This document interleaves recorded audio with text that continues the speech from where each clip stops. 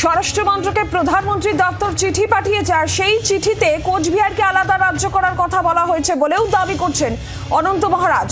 কিন্তু তার এই বিস্ফোরক দাবি বিজেপির অস্বস্তি বাড়াচ্ছে বলেই মনে করছে রাজনৈতিক মহল।